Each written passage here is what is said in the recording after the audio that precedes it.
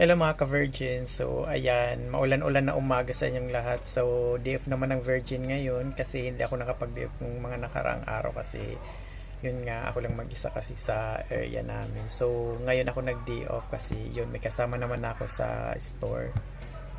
So ayan, for today's mini vlog natin, mini reels ganon.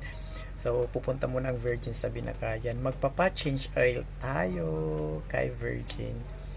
So, tara na guys, punta tayo sa Binakayan magpa-change oil kasi uh, kailangan natin na ipa-change oil yung ating service para hindi naman mag-ugod-ugod.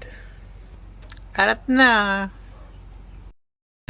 Hi mga ka-Virgin, so nandito ako ngayon sa Binakayan branch Motor Center.